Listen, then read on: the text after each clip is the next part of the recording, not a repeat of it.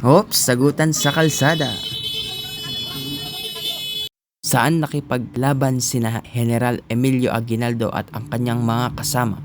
At saan matatagpuan ang kanyang museum?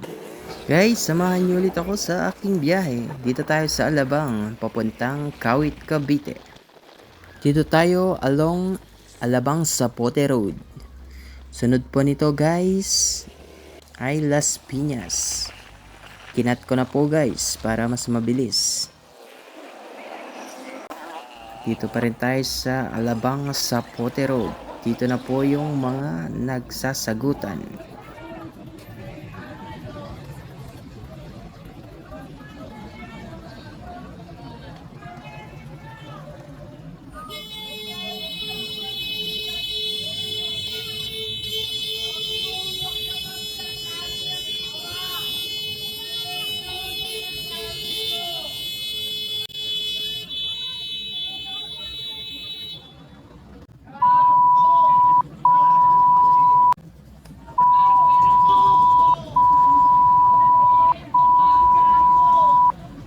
Salamat kay ating umawat.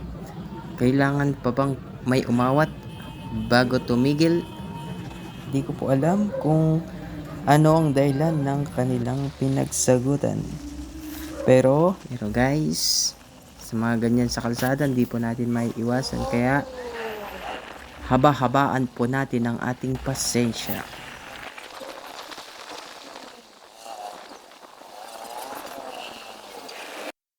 Thanks God.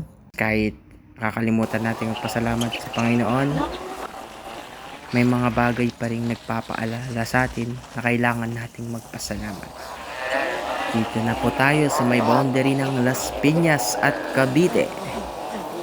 Dito na po yung tulay ng pinaglabanan laban sa mga Hapon at Amerikano.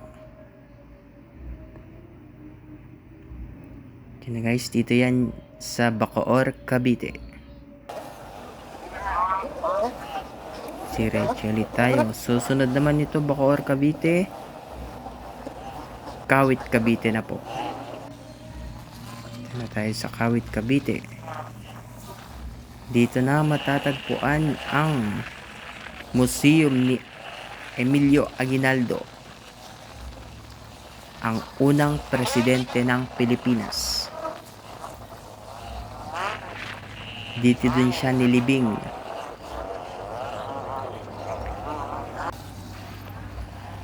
Yun, malapit na dito.